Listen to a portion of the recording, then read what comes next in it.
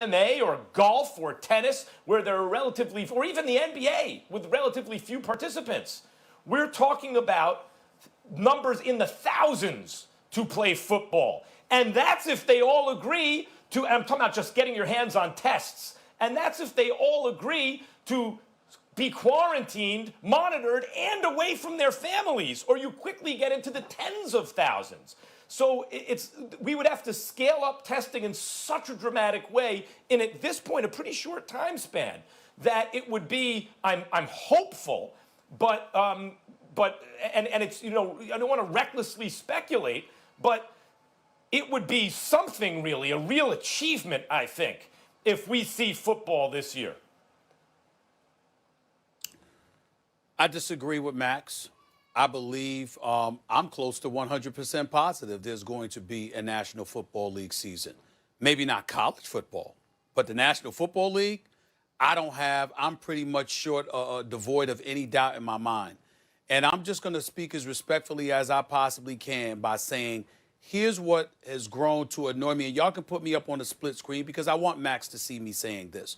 This is the part about Max Kellerman that annoys me sometimes. And I say this respectfully. You want to bring up people's intelligence. It's not a matter of them not understanding.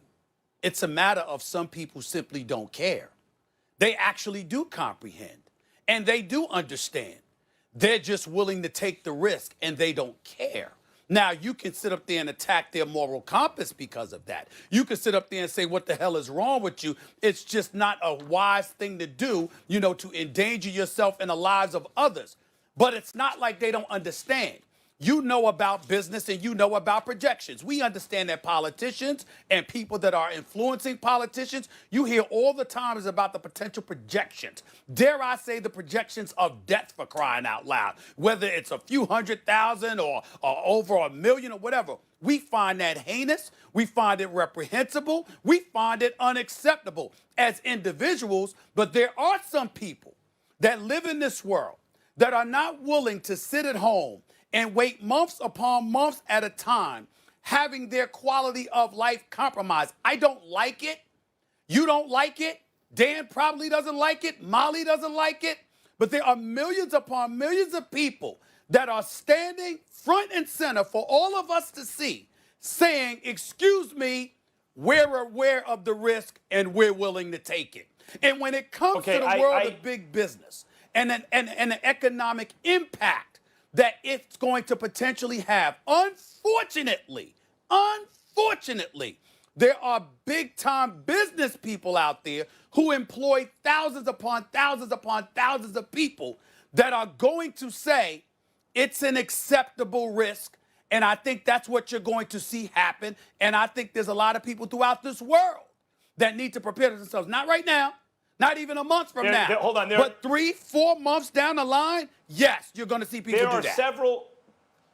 There are several different issues here. Number one, it would be more disastrous for the economy to open it up, and then an enormous number of people get sick, and then we're in an even worse situation because what will happen then, Stephen A., is social distancing will happen again, plus you have to deal with a taxation, essentially, on our medical system. But let's There's millions of people that feel that way, Max. In terms of that, but there are others who don't. Hold on. In terms of that's all I'm saying. In terms of that conversation, I want to address what you said about me questioning the intelligence of people who talk about this. I absolutely will.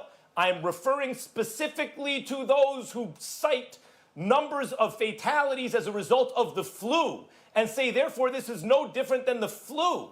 Because we have not changed the whole world because of the flu, and yet the numbers are similar. That's the point. They don't seem to understand that social distancing is preventative. So when it prevents things to the point where it's only so far as bad as the flu, that's what I'm saying, number one. Number two, the moral compass question is another thing. You talk about the risks. I'm not talking about the risks to the individual who chooses not to social distance. I'm talking about the risk that poses for others, especially the elderly and people who are, for other reasons, infirm.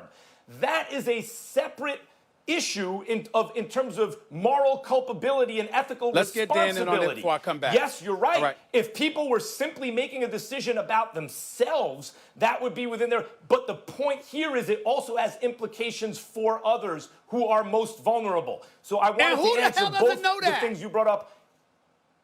Well, you've said We that know I'm that. questioning people's intelligence. It irks you. So I explained that. And then you talked about people willing to take risks. Risks with your own life is one thing. Risks with others is something else. But there's millions of people that are going to want to go back to work because they believe that's close to death, having their quality of life completely compromised. There are people in this world who feel that way, Max, because they ain't making our money. Go ahead, Dan. Okay, then that's a separate. We could have another conversation about that another time. Yes. Anytime. Anytime. Go ahead, Dan. Okay. I think it's a dangerous world to speculate on and percentages. Are we going to have it? I'm hopeful.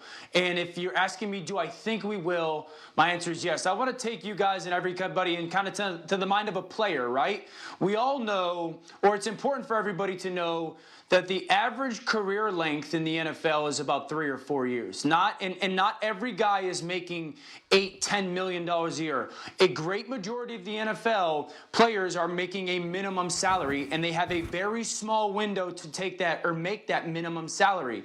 And so I'm imagining a situation where if the NFL comes to the players and says, hey, the only opportunity for you guys to have a season and then therefore make your salary is we get everyone together. You're away from your family and loved ones for 5 months. 5 months. You're basically quarantined for 5 months. Only players, team physicians, coaches, all that stuff. You guys are going to be the only people that you see each other for the remainder of the NFL season.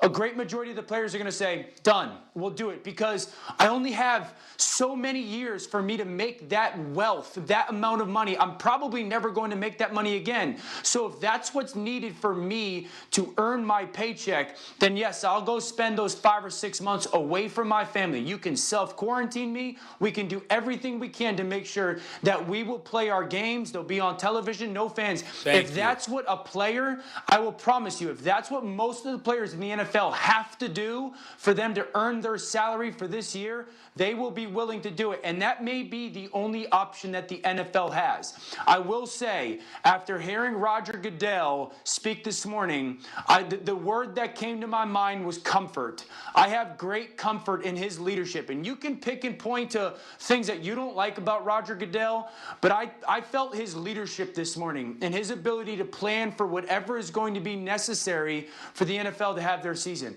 And I promise you guys, if you're going to go to most 3 or 4 year players who are making $600,000 a year and they think they have another year or two to do that and say, hey, the only chance that you have to make that money is for you to go spend 5 or 6 months away from your family and your friends and your loved ones and your normal life, and you're going to be quarantined, but you get to play and make your money, everyone's going to sign up for that. Well, that's why there's reason to be hopeful. I agree with you, Dan. It's not impossible. And the best thing the NFL has going for it is time. Because we're in April, and you could, even if you delayed the season or whatever, you might have 6 months before you start playing games. Like that's all bodes well for the NFL. But what's independent of the NFL is testing. You know, you need an order of magnitude more tests than we have now, to say nothing of a vaccine, in order to even pull off what you were talking about. So that's the issue that's independent of the NFL, and well, there is some time, but it's not as much as maybe it feels like. Well, first of all, I think testing is easier to accomplish than a vaccine, number one. Number two, when you talk about the National Football League, as Dan alluded to, that's the bottom line. Listen, I'm not a football player. Max, you and I come from completely different backgrounds. I get all of that. Let me tell you something right now. If the economy opens up and then individual businesses have the choice of reopening their businesses or they don't, if ESPN opens up and they say, excuse me, Stephen A., you know what? It's time to get back to work and to come to Bristol or to go to South Street Seaport, I don't know what decision you would make, Max Kellerman. It's a very easy decision for me to make. I'm going to do what I can to ensure the well-being of my family. But at the same time, if society deems it an acceptable risk, I'm going to have to make that decision. There are millions upon millions of people that fall in line with what Dan Orlovsky just highlighted. That's the reality. And when that reality is out there, I don't think it's a good thing to question folks' intelligence when they have to take into account, dare I say, their desperation. It might not be me, but there's millions upon millions